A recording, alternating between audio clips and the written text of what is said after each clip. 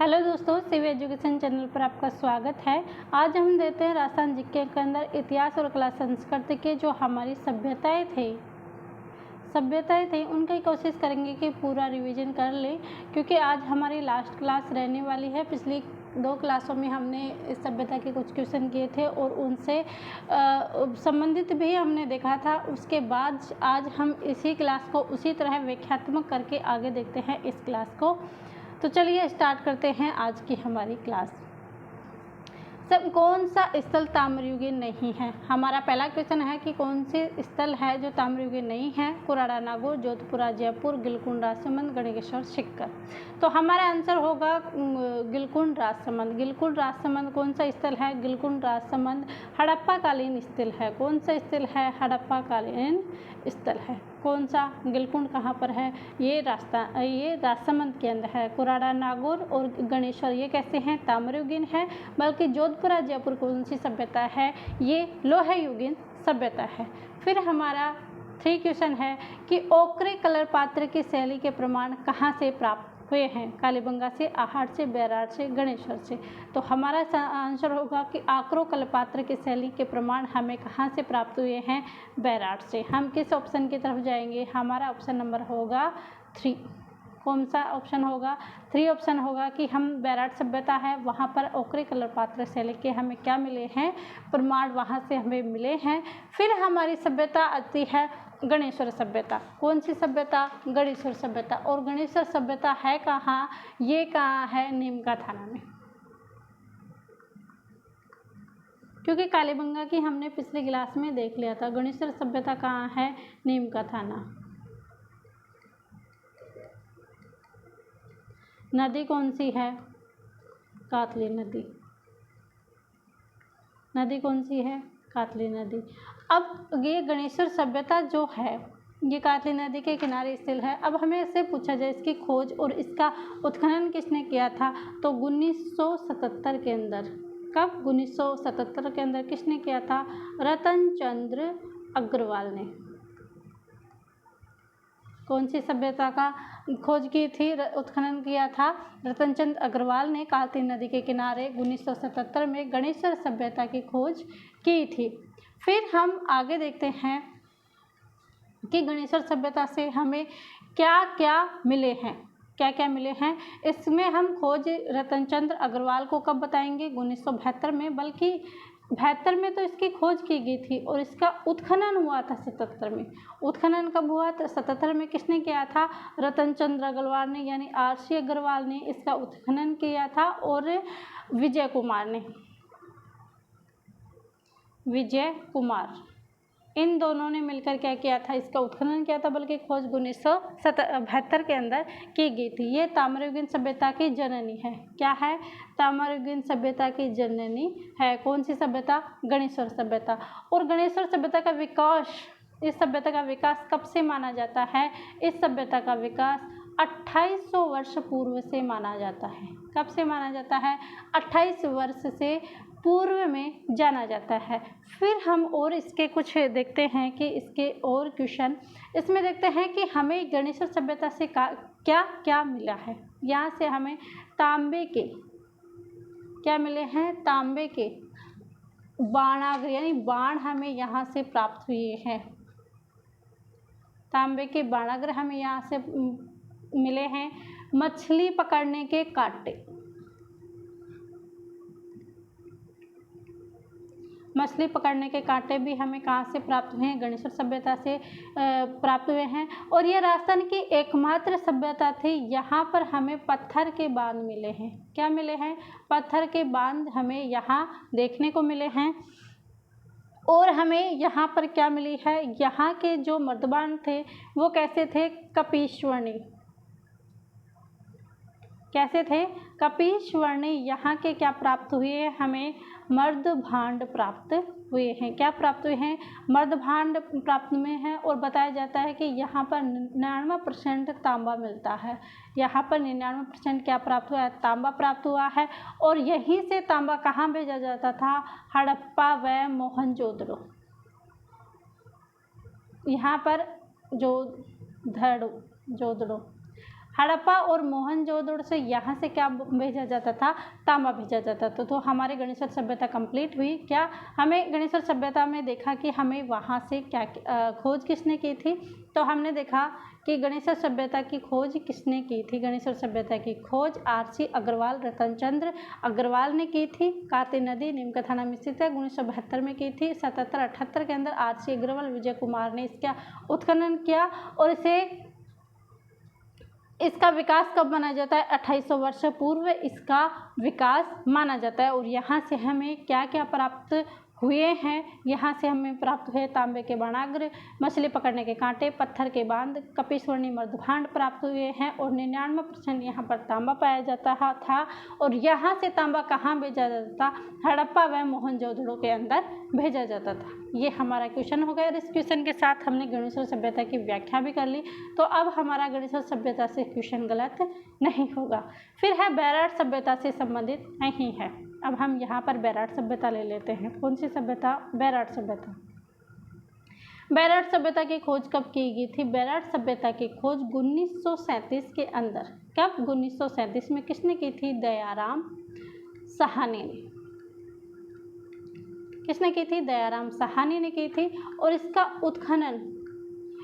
उत्खनन किसने किया था, नीलरतन बनर्जी। ये नीलम नहीं, ये होगा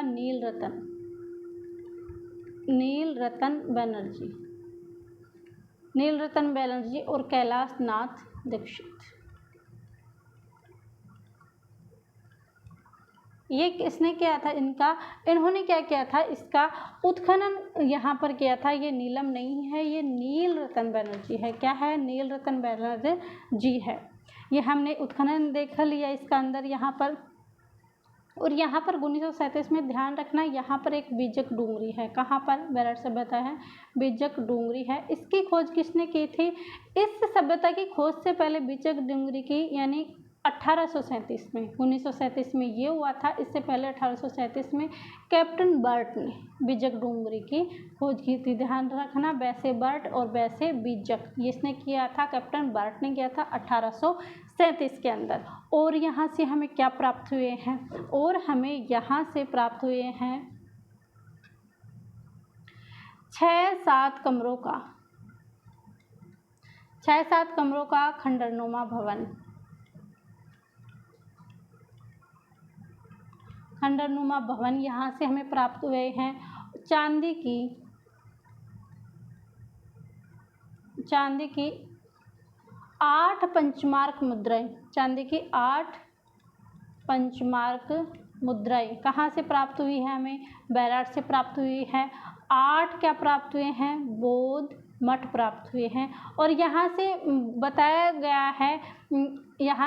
गया है कि अशोक का जो बौद्ध धर्म उसने अंतिम समय में अपनाया था, उसका अशोक स्तंभ भी यहाँ पर स्थित है, गोल मंदिर भी यहाँ पर स्थित है। बताए जाते हैं कि भारत में मंदिर के अवशेष यहीं से हमें देखने को मिलते हैं। अवशेष हमें यहाँ पर देखने को मिलते हैं। और क्या क्या प्राप्त हुए हैं, शंख लिपि के प्रमाण, शंख लिपि के प्रमाण हमें यहाँ देखने को मिलते हैं। कहाँ पर, बैराट में। आकल कलर शैली हमने अभी पिछले क्वेश्चन में देखा था कि आकल शैली के प्रमाण भी हमें कहाँ से प्राप्त हुए हैं, बैराट से प्राप्त हुए हैं। मिट्टी के बने पूजा के पात्र यानी थाली, लोटे, मटके, घड़े, ये सब कहाँ से प्राप्त हुए हैं, ये भी बैराट सभ्यता से हमें प्राप्त हुए हैं। और अशोक के स्तंभ भी कहाँ से प्राप्त हुए हमें कहाँ से प्राप्त हुए हैं, बैराट से प्राप्त हुए। बैराट से हमें क्या क्या प्राप्त हुआ है, 6-7 खंडरनुमा भवन हमें प्राप्त हुआ है, चांदी की 8 मुद्राएं, 8 बौद्ध मठ, गोल मंदिर। और सर्वप्रथम मंदिर के अवशेष हमें कहाँ से मिलते हैं, यहीं बैराट सभ्यता से मिलते हैं। और शंखलिपि के प्रमाण हमें देखने को मिलते हैं, आकर शैली के प्रमाण। और मिट्टी से पूजा पात्र, अशोक स्तंभ हमें कहाँ देखने को मिलते हैं, बैराट सभ्यता से हमें देखने को मिलते हैं। ये हमारी बैराट सभ्यता थी। तो इसका आंसर होगा वीरेंद्रनाथ दीक्षित। पहला आंसर इसका हो जाएगा कि वीरेंद्रनाथ मिश्र इससे संबंधित नहीं। एक और क्वेश्चन है कि हूण शासक मिहिरकुल ने, किसने? दयाराम साहनी ने। दयाराम साहनी ने कहा कि हूण शासक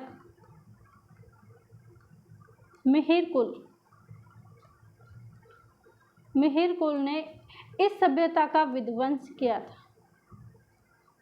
इस सभ्यता का क्या किया था?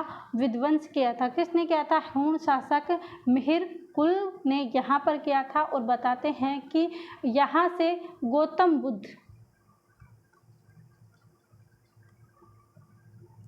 यहाँ से यानी बैराट से हमें क्या प्राप्त हुआ है? बैराट से हमें गौतम बुद्ध की अस्थियों से भरी मंजूषा प्राप्त हुई है। भरी मंजूषा प्राप्त हुई है। और ये किसके समय में प्राप्त हुई थी? ये हमें प्राप्त हुई थी सवाई राम सिंह के समय। हमें गौतम बुद्ध की अस्थि से भरी मंजूषा यहाँ पर देखने को मिलती है। ये हमारी कौन सी सभ्यता हो गई? ये हमारी बैराट सभ्यता हो गई। बैराट सभ्यता से हमने सारे इंपॉर्टेंट क्वेश्चन हमने देख लिए हैं। फिर है यूनानी शासकों ने, यूनानी राजा मिनांडर की मुद्राएं द्वारा इंडो ग्रीक शासकों के सिक्के प्राप्त हुए। कहाँ से? हमने अभी देखा बैराट से। और कालीबंगा, ये आंसर होगा बैराट। फिर है कालीबंगा।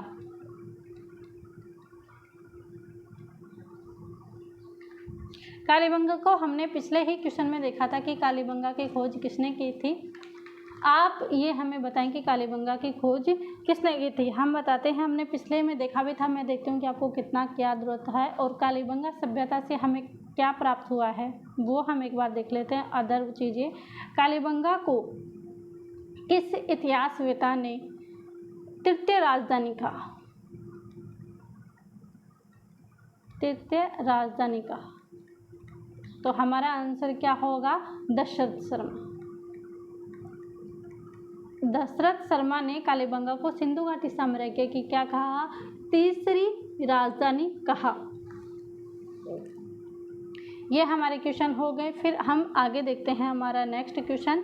गणेशर सभ्यता को हमने पिछली क्लास के अंदर देखा ही था। अभी पिछले स्लाइड में हमने देखा था बैराट सभ्यता के पूरे क्वेश्चन।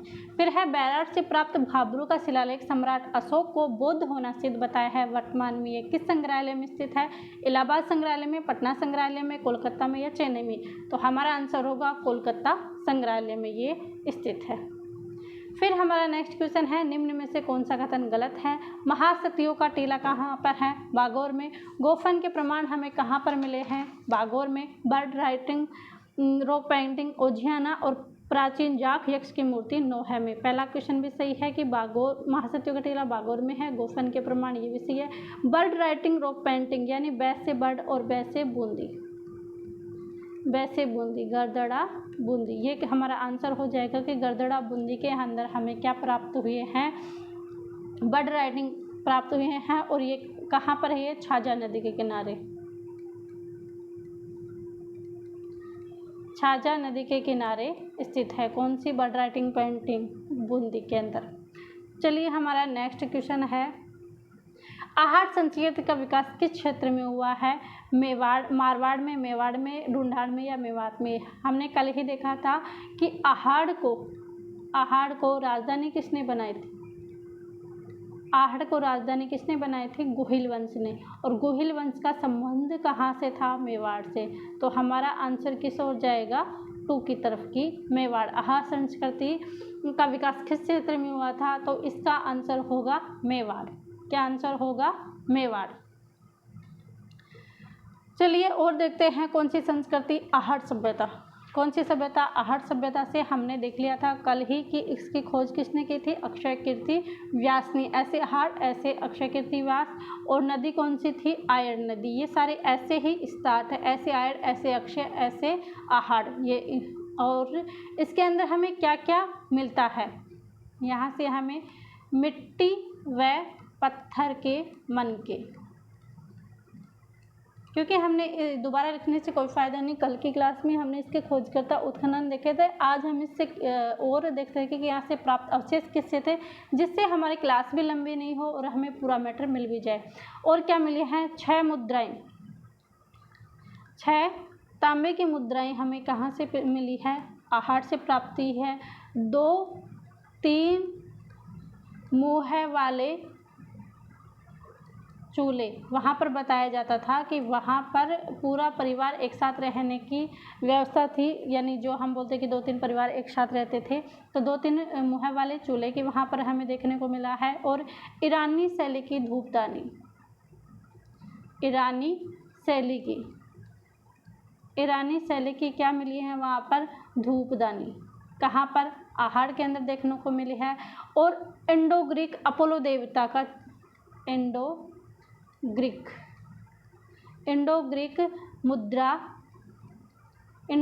मुद्रा पर यूनानी देवता अपोलो का चित्र। ध्यान रखना, ऐसे अपोला, ऐसे आहड़, ऐसे आयड़, ऐसे अक्षय और ऐसे अपोला का चित्र हमें कहाँ से प्राप्त हुई है? आयड़ से। अब कितनी इजी आहड़ सभ्यता है। और हाँ, यहाँ पर क्या मिली है? और यहाँ पर हमें देखने को मिली है मिट्टी से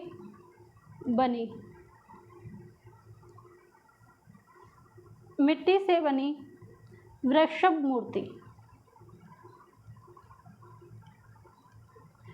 मूर्ति। इसे क्या कहते हैं? बनाशियल बुल। ये बनाशियल बुल डायरेक्ट भी क्वेश्चन आता है कि बनाशियल बुल कौन सी सभ्यता को कहते हैं? आहड़ सभ्यता को कहते हैं। और क्या मिला है? आटा पीसने की चक्की। आटा पीसने की क्या मिली है हमें? यहाँ पर चक्की देखने को मिली है। तांबे गलाने की भट्ठियाँ, तांबे गलाने की भट्ठियाँ हमें यहाँ से प्राप्त हुई है। और सामूहिक परिवार के हमें से यहाँ पर। और उत्खनन के कितने स्तर मिले हैं? उत्खनन के कितने स्तर मिले हैं? 8 स्तर हमें यहाँ से प्राप्त हुए हैं। और क्या मिला है? तांबे की कुल्हाड़ियाँ। तांबे की क्या मिली है हमें? कुल्हाड़ियाँ प्राप्त हुई है। अंगूठियाँ, चूड़ियाँ और पत्थर के सिलबट्टे। ये सब कहाँ से मिले हैं? ये सब कहाँ से मिले हैं? आहड़ सभ्यता से मिले हैं। ये हमारी आहड़ सभ्यता से हो गई। और आहड़ सभ्यता के अंदर जो मैंने मर्दवान बताए थे वो कल ही बताया था, उन्हें क्या कहता? गोरे और कोठे कहलाते थे। ये हमारे क्वेश्चन हो गया। फिर हमारा नेक्स्ट क्वेश्चन है कि आहड़ सभ्यता से प्राप्त उपकरण किस से निर्मित थे? तांबे, टिन, लोहा उस समय था ही नहीं, तो हमारा आंसर होगा तांबे से उस समय के उपकरण बनाए जाते थे। फिर हमारा नेक्स्ट क्वेश्चन है कि किस पुरातत्व के स्थल को पूर्व में मालवीय नगर कहते थे? नगर टोंक, नोहा भरतपुर, हनुमानगढ़ और उदयपुर। तो नगर टोंक को क्या कहते हैं? मालवीय नगर या मालव नगर कहते थे नगर टोंक को। फिर हमारा नेक्स्ट क्वेश्चन है डिलक्स टाइप के बर्तनों के लिए प्रसिद्ध स्थान कौन सा था? गढ़तड़ा, बूंदी, इसरवाल, उदयपुर, ओजियाना, भीलवाड़ा, सोती, बीकानेर। क्या सब बताया? डिलक्स टाइप बर्तनों के लिए प्रसिद्ध स्थान कौन सा था? तो आंसर हमारा 3 की तरफ जाएगा, Oceania, Bhilwara. Oceania, Bhilwara deluxe type के बर्तनों के लिए प्रसिद्ध था। हमारा आज का वीडियो यहीं पर ख़त्म करते हैं। हमने पूरा रिवीजन कर लिया, एक एक सभ्यता को देख लिया, एक एक सभ्यता से संबंधित हमें क्या वहाँ पर प्राप्त हुए हैं, महत्वपूर्ण प्रश्नों को हमने देखा। ऐसे ही हम प्रश्नों की श्रृंखला आपके लिए लेते आएंगे। आप चैनल को अधिक से अधिक शेयर कीजिए और अगर आपको वीडियो पसंद आया तो लाइक कीजिए एंड सब्सक्राइब करना आप नहीं भूलें, सब्सक्राइब ज़रूर कीजिए और कमेंट भी कीजिए। अगर आपको कुछ डाउट रहता है तो आप कमेंट कीजिए और अदर भी आपको कुछ क्वेश्चन पूछने हो तो आप हमें कमेंट ज़रूर कर सकते हैं। कमेंट करके हमें बताएं कि आपको यह वीडियो कैसा लगा। आप सभी का धन्यवाद। Thank you.